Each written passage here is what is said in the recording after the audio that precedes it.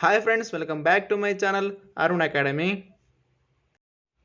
Friends, ನಾವು ಪ್ರೀವಿಯಸ್ಸಲ್ಲಿ RPF constable ಮತ್ತು SIಗೆ ಸಂಬಂಧಪಟ್ಟ ಹಾಗೆ GK ಕ್ಲಾಸ್ಗಳನ್ನು ಮಾಡ್ತಾ ಇದ್ವಿ.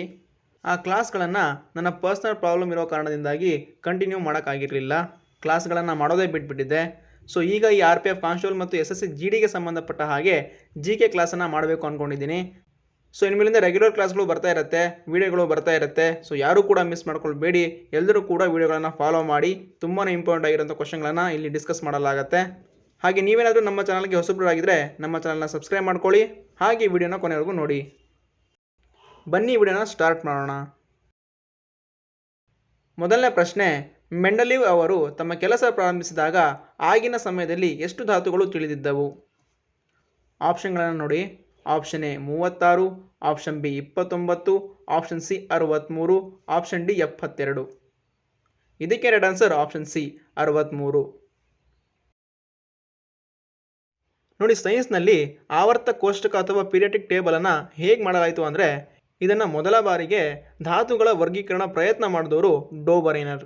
ಈ ಡೋಬರೈನರ್ ತ್ರಿವಳಿಯಲ್ಲಿ 53 ಧಾತುಗಳಿದ್ವು. ನೋಡಿ, ಎಕ್ಸಾಮಲ್ಲಿ ಕೇಳ್ತಾರೆ ಧಾತುಗಳ ವರ್ಗೀಕರಣದ ಪ್ರಥಮ ಪ್ರಯತ್ನ ಮಾಡಿದವರು ಯಾರು ಅಂತ ಕೇಳಿದಾಗ ನಿಮ್ಮ ಆನ್ಸರ್ ಡೋಬರೈನರ್ ಆಗಿರಬೇಕು, ನೆನ್ಪಿಟ್ಕೊಳ್ಳಿ. ಈ ಡೋಬರೈನರ್ನ ನಂತರ ಡಿಮಿಟ್ರಿ ಮೆಂಡೆಲೀವ್ ಅವರು ಧಾತುಗಳ ವರ್ಗೀಕರಣನ ಪ್ರಾರಂಭ ಮಾಡ್ತಾರೆ. ಆಗ ಇವರು 63 ಧಾತುಗಳನ್ನು ವರ್ಗೀಕರಿಸ್ತಾರೆ. ಸೊ ಹಾಗಾಗಿ ಡಿಮಿಟ್ರಿ ಮೆಂಡೆಲೀವ್ ಅವರನ್ನು ಆವರ್ತ ಕೋಷ್ಟಕದ ಪಿತಾಮಹ ಅಂತ ಕೂಡ ಕರೀತಾರೆ. ಇದನ್ನು ನೆನ್ಪಿಟ್ಕೊಳ್ಳಿ. ಈ ಡೋಬರೈನರ್ ಮತ್ತು ಡಿಮಿಟ್ರಿ ಮೆಂಡೆಲೀವ್ ಅವರ ಧಾತುಗಳ ವರ್ಗೀಕರಣ ತುಂಬ ಕಾರಣಗಳಿಂದ ವಿಫಲವಾಗುತ್ತೆ. ನಂತರ ಹೆನ್ರಿ ಮೊಸ್ಲೆರ್ ಅವರು 118 ಧಾತುಗಳನ್ನು ಹೊಂದಿರುವ ಹೊಸ ಆಧುನಿಕ ಆವರ್ತ ಕೋಷ್ಟಕವನ್ನು ರಚನೆ ಮಾಡ್ತಾರೆ. ಸೊ ಹಾಗಾಗಿ ಹೆನ್ರಿ ಮೊಸ್ಲೆರ್ ಅವರನ್ನು ಆಧುನಿಕ ಆವರ್ತ ಕೋಷ್ಟಕದ ಪಿತಾಮಹ ಅಂತ ಕರೀತಾರೆ. ಇದನ್ನು ಕೂಡ ನೆನ್ಪಿಟ್ಕೊಳ್ಳಿ. ಈ ಆಧುನಿಕ ಆವರ್ತ ಕೋಷ್ಟಕದಲ್ಲಿ 18 ವರ್ಗ ಅಥವಾ ಕಂಬ ಸಾಲುಗಳು ಮತ್ತು 7 ಆವರ್ತಗಳು ಅಥವಾ ಅಡ್ಡ ಸಾಲುಗಳು ಒಳಗೊಂಡಿದೆ. ಈ ಆಧುನಿಕ ಆವರ್ತ ಕೋಷ್ಟಕದಲ್ಲಿ 93 ಲೋಹ, 18 ಅಲೋಹ, 7 ಲೋಹಾಭಿಗಳಿವೆ. ಇದನ್ನು ಕೂಡ ಎಕ್ಸಾಮಲ್ಲಿ ಕೇಳಿದ್ದಾರೆ, ನೆನ್ಪಿಟ್ಕೊಳ್ಳಿ. ನೆಕ್ಸ್ಟ್ ಕ್ವಶನ್, ಈ ಕೆಳಗಿನವರಲ್ಲಿ ದಿ ಇನ್ಹೆರಿಟೆನ್ಸ್ ಆಫ್ ಲಾಸ್ ಎಂಬ ಪುಸ್ತಕವನ್ನು ಬರೆದವರು ಯಾರು? Option A Kiran Desai, option B Arundhati Roy, option C Salman Rushdie, option D Amitav Ghosh. ಈ ಕ್ವಶನ್ಗೆ ಸರಿಯಾದ ಉತ್ತರ ಆಪ್ಷನ್ ಎ ಕಿರಣ್ ದೇಸಾಯಿ. ನೋಡಿ, ಇಂಗ್ಲಿಷ್ ಸಾಹಿತ್ಯಕ್ಕೆ ನೀಡುವ ಅತ್ಯುನ್ನತ ಪ್ರಶಸ್ತಿ ಬುಕರ್ ಪ್ರಶಸ್ತಿ. ಈ ಬುಕರ್ ಪ್ರಶಸ್ತಿಯನ್ನು ನಮ್ಮ ಭಾರತದ 5 ಜನರಿಗೆ ಸಿಕ್ಕಿದೆ. ಅದರಲ್ಲಿ ಮೊದಲನೆಯವರು VS ನೈಪಾಲ್. ಇವರ ಇನ್ನೆ ಪ್ರೀಸ್ಟೇಟ್ ಎಂಬ ಕೃತಿಗೆ 1971ರಲ್ಲಿ ಇವರಿಗೆ ಬುಕರ್ ಪ್ರಶಸ್ತಿ ದೊರಕಿದೆ. ನಂತರ ಅರುಂಧತಿ ರಾಯ್ರವರಿಗೆ the God of small thing ಎಂಬ ಕೃತಿಗೆ 1981ರಲ್ಲಿ ಬುಕರ್ ಪ್ರಶಸ್ತಿ ದೊರಕಿದೆ. ನಂತರ ಸಲ್ಮಾನ್ ರಶ್ದಿ ಅವರಿಗೆ ಮಿಡ್ ನೈಟ್ ಚಿಲ್ಡ್ರನ್ ಎಂಬ ಕೃತಿಗೆ 1997ರಲ್ಲಿ ಈ ಪ್ರಶಸ್ತಿಯನ್ನು ದೊರಕಿದೆ. ಈ ಸಲ್ಮಾನ್ ರಶ್ದಿ ಅವ್ರ ಬಗ್ಗೆ ಸ್ವಲ್ಪ ನೆನ್ಪಿಟ್ಕೊಳ್ಳಿ, ಯಾಕಂದರೆ ಇವರು ರೀಸೆಂಟಾಗಿ ಡೆತ್ ಆಗಿದೆ. ಸೊ ಹಾಗಾಗಿ ಇವ್ರ ಬಗ್ಗೆ ಹೆಚ್ಚಾಗಿ ಎಕ್ಸಾಮಲ್ಲಿ ಕೇಳ್ತಾರೆ, ನೆನ್ಪಿಟ್ಕೊಳ್ಳಿ. Next Kiran Desai inheritance of loss ಎಂಬ ಕೃತಿಗೆ 2006ರಲ್ಲಿ ಇವರಿಗೆ ಬುಕರ್ ಪ್ರಶಸ್ತಿ ದೊರಕಿದೆ. ನೆಕ್ಸ್ಟ್ ಅರವಿಂದ್ ಅಡಿಗರ್ ಅವರಿಗೆ ದಿ ವೈಟ್ ಟೈಗರ್ ಎಂಬ ಕೃತಿಗೆ 2008ರಲ್ಲಿ ಈ ಪ್ರಶಸ್ತಿ ದೊರಕಿದೆ. ಸೊ ಈ 5 ಜನರ ಬಗ್ಗೆ ತುಂಬ ಸಲ ಎಕ್ಸಾಮಲ್ಲಿ ಕೇಳಿದ್ದಾರೆ, ಸೊ ನೆನ್ಪಿಟ್ಕೊಳ್ಳಿ. ಹಾಗೆ ಈ 2024ರ ಬುಕರ್ ಪ್ರಶಸ್ತಿ ಪಡೆದವರು ಸಮಂತಾ ಹಾರ್ವೆ ಅಂತ. ಇಲ್ಲಿ ಫೋಟೋದಲ್ಲಿ ಕಾಣ್ತಿದ್ದಾರಲ್ಲ, ಅವರೇ ಅವರು. ಈ ಸಮಂತಾ ಹಾರ್ವೆ ಅವರು ಬ್ರಿಟನ್ ದೇಶದವರು. ಇವರಿಗೆ ಆರ್ಬಿಟ್ ಎಂಬ ಕೃತಿಗೆ ಬುಕರ್ ಪ್ರಶಸ್ತಿ ದೊರಕಿದೆ. ಸೊ ರೀಸೆಂಟಾಗಿ ಇವರಿಗೆ ಸಿಕ್ಕಿರೋ ಕಾರಣ ಎಕ್ಸಾಮಲ್ಲಿ ಇವ್ರ ಬಗ್ಗೆ ಕೇಳ್ತಾರೆ, ನೆನ್ಪಿಟ್ಕೊಳ್ಳಿ. ನೆಕ್ಸ್ಟ್ ಕ್ವಶನ್, 2015ರಲ್ಲಿ ಭಾರತದ ಯೋಜನಾ ಆಯೋಗ ಬದಲಿಗೆ ಯಾವ ಸಂಸ್ಥೆಯನ್ನು ಸ್ಥಾಪಿಸಲಾಯಿತು? ಆಪ್ಷನ್ ನೋಡಿ. Option A SEBI, option B NITI Aayog, option C NABARD, option D RBI. ಇದಕ್ಕೆ right answer option B NITI Aayog.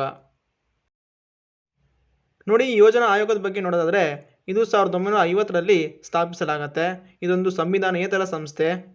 ಇದ್ರ ಕೆಲಸ ಏನಂದರೆ ಪಂಚವಾರ್ಷಿಕ ಯೋಜನೆಯನ್ನು ರೂಪಿಸೋದು. ಅಂದರೆ ಯಾವ ಥರ ಪಂಚವಾರ್ಷಿಕ ಯೋಜನೆಯಲ್ಲಿ ಯಾವುದಕ್ಕೆ ಹೆಚ್ಚಿನ ಪ್ರಾಮುಖ್ಯತೆ ನೀಡಬೇಕು, ಯಾವ್ಯಾವ ಕಾರ್ಯವನ್ನು ಮಾಡಬೇಕು ಅಂತ ಯೋಜನೆಯನ್ನು ಮಾಡೋದೇ ಈ ಯೋಜನಾ ಆಯೋಗ.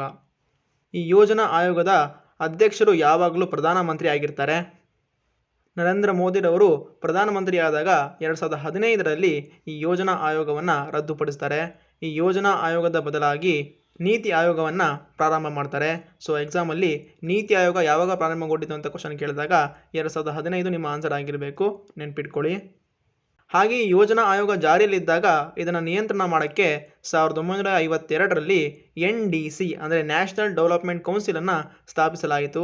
ಎಕ್ಸಾಮಲ್ಲಿ ಕೇಳಿದರೆ NDCಯನ್ನು ಯಾವಾಗ ಸ್ಥಾಪಿಸಲಾಯಿತು ಅಂತ ನೆನ್ಪಿಟ್ಕೊಳ್ಳಿ. ನೆಕ್ಸ್ಟ್ ಕ್ವಶನ್, ಭಾರತೀಯ ಬ್ಯಾಂಕಿಂಗ್ಗೆ ಸಂಬಂಧಿಸಿದಂತೆ CRR ಎಂಬ ಪದವನ್ನು ಪೂರ್ಣ ರೂಪ ಅಥವಾ ವಿಸ್ತೃತ ರೂಪ ಅಂತ ಕೇಳಿದ್ದಾರೆ. Option A cash reserve ratio, option B capital recovery rate, option C credit rating regulations, option D customer rights and responsibility. ಇದಕ್ಕೆ right answer option A cash reserve ratio.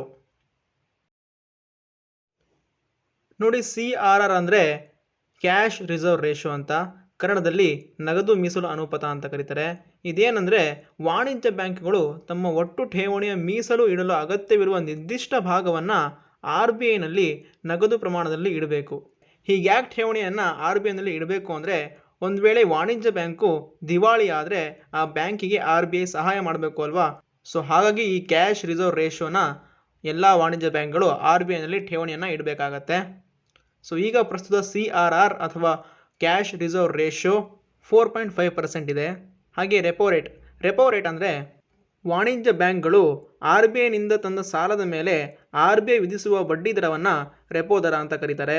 ಇದು ಪ್ರಸ್ತುತವಾಗಿ 6.5% ಇದೆ. ನೆಕ್ಸ್ಟ್ ರಿವರ್ಸ್ ರೆಪೋ ರೇಟ್ ಅಂದರೆ ವಾಣಿಜ್ಯ ಬ್ಯಾಂಕ್ಗಳು RBIನಲ್ಲಿ ಇಟ್ಟ ಹಣದ ಮೇಲೆ RBI ವಿಧಿಸುವಂಥ ಬಡ್ಡಿ ದರವೇ ರಿವರ್ಸ್ ರೆಪೋ ದರವಾಗಿರುತ್ತೆ. ಇದು ಪ್ರಸ್ತುತವಾಗಿ 3.35% ಇದೆ. ನೆಕ್ಸ್ಟ್ ಶಾಸನಬದ್ಧ ದ್ರವ್ಯಾನುಪಾತ ಅಂದರೆ ವಾಣಿಜ್ಯ ಬ್ಯಾಂಕ್ಗಳು ತಮ್ಮ ನಿರ್ದಿಷ್ಟ ಠೇವಣಿಯಲ್ಲಿ ಒಂದು ಭಾಗವನ್ನು ತಮ್ಮಲ್ಲಿಯೇ ಇಟ್ಟುಕೊಳ್ಳುವುದನ್ನು ಶಾಸನಬದ್ಧ ದ್ರವ್ಯಾನುಪಾತ ಅಂತ ಕರೀತಾರೆ. ಇದರ ಪ್ರಸ್ತುತವಾಗಿ 18% ಇದೆ. ಸೊ ಇವೆಲ್ಲವನ್ನು ಎಕ್ಸಾಮಲ್ಲಿ ಕೇಳ್ತಾರೆ, ನೆನ್ಪಿಟ್ಕೊಳ್ಳಿ.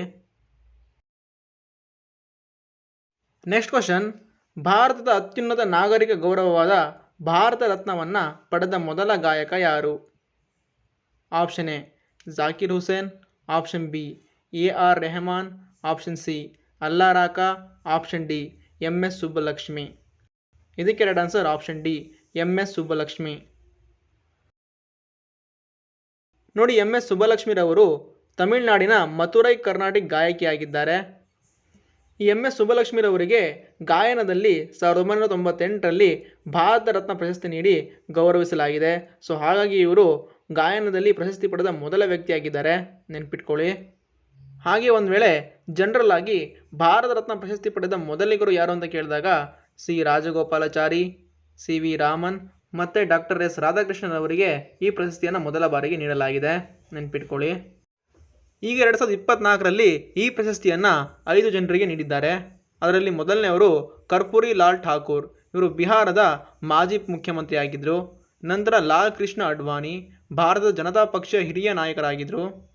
ನಂತರ ಚೌಧರಿ ಚರಣ್ ಸಿಂಗ್ಗೆ ನೀಡಿದ್ದಾರೆ, ಇವರು ಭಾರತದ 5ನೇ ಪ್ರಧಾನಿಯಾಗಿದ್ದರು.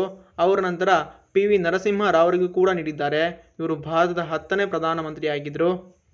ನಂತರ ಕೊನೆಯದಾಗಿ MS ಸ್ವಾಮಿನಾಥನ್, ಇವರು ಭಾರತದ ಹಸಿರು ಕ್ರಾಂತಿಯ ಪಿತಾಮಹ.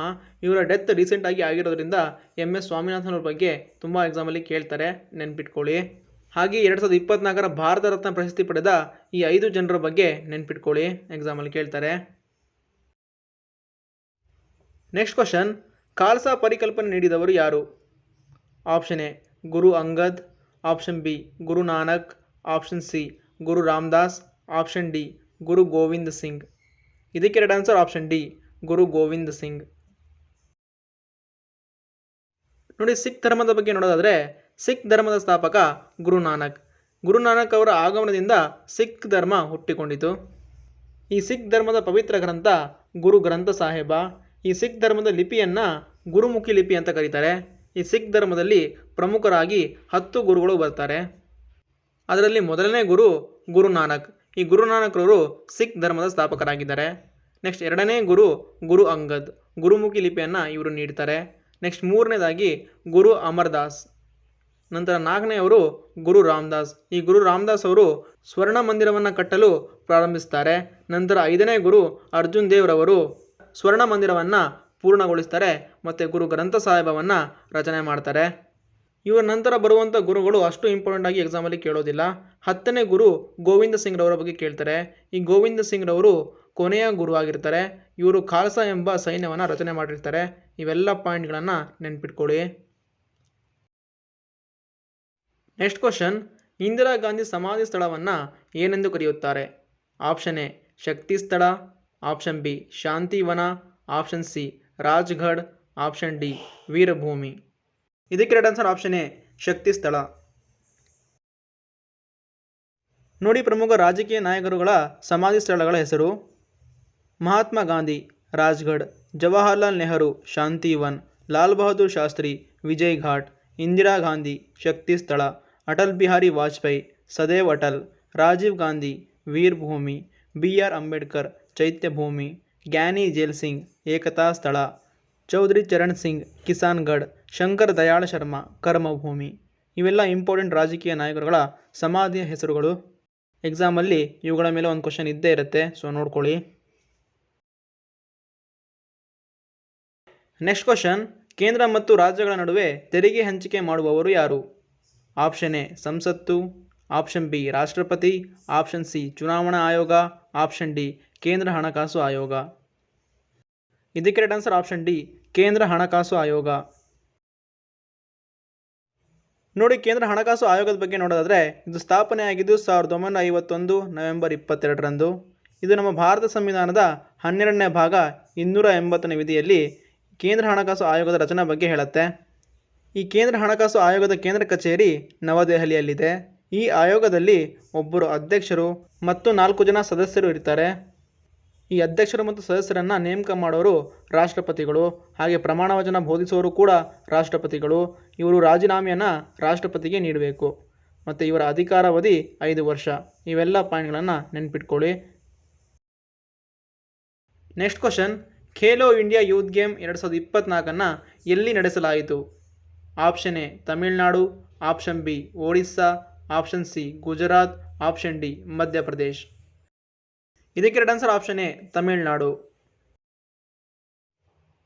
ನೋಡಿ, ಖೇಲೋ ಇಂಡಿಯಾ ಯೂತ್ ಗೇಮ್ 2024 6ನೇ ಆವೃತ್ತಿಯದ್ದು ಅಥವಾ ಅಡಿಷನ್ದು.